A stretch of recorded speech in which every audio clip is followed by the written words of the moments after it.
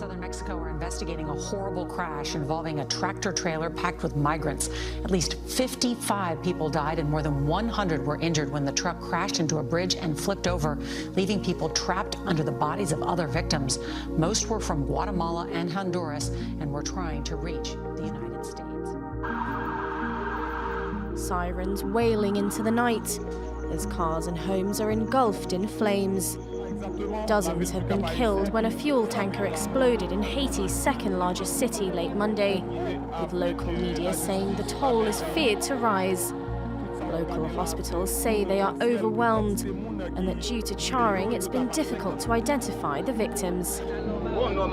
Naturally, a lot of human lives were lost, but up to this point we can't give a number because there have been deaths within houses we haven't identified yet. The explosion also damaged the fronts of houses, shops, and scorched motorbikes and cars. Haiti's Prime Minister said Tuesday that field hospitals will be deployed to the area to help those affected, and declared 3 days of national mourning. The blast is the latest tragedy to hit the nation, as Haiti struggles with crippling fuel shortages and spiraling petrol prices.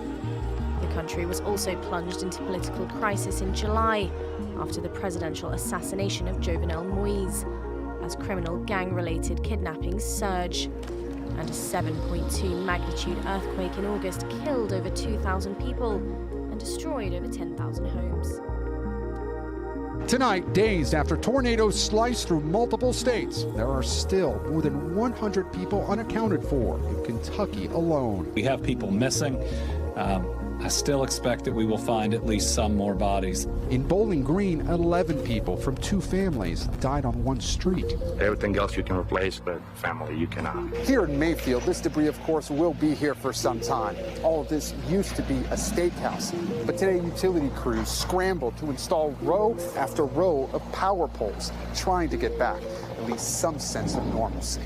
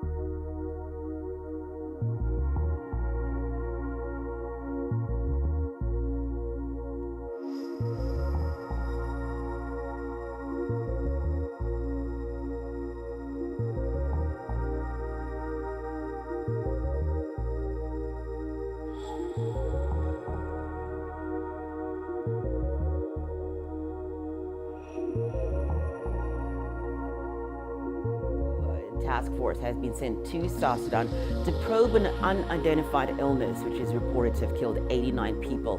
The country's health ministry has reported that an unknown disease has killed tens of people in the northern town of Fangak in Jonglei State. According to local health officials, initial samples from the sick returned negative results for cholera. Far this year, more than 300 people now have died on our roadways. That is unfortunately the highest number in more than 10 years. 13 Action News traffic anchor Zora Asbury now has more on trying to reduce those numbers. 2021 is rounding out to be the deadliest year on Nevada roadways. The rise in fatal crashes is the highest traffic safety officials have seen in 13 years. Deadly crashes now up 20% from last year, and the Department of Public Safety released their fatal report for November just this morning. Take a look at these startling statistics. Now more than 349 people have lost their lives on our roadways, the most recent fatality happening this morning on Boulder Highway at US 95. Just in the last 7 days since this report, the data was collected, we've already had at least 10 more fatalities, including one this morning. And so to see 349, lives lost on our roadways is truly unacceptable, and that's where our concern is. That number is now up 25% from 2019. Law enforcement says the top causes are impairment and speeding. Now, of those 349 people who have died, 71 were not wearing seatbelts and 79 were pedestrians. After looking deeper into the report that was released today, June looks to have been the deadliest month thus far.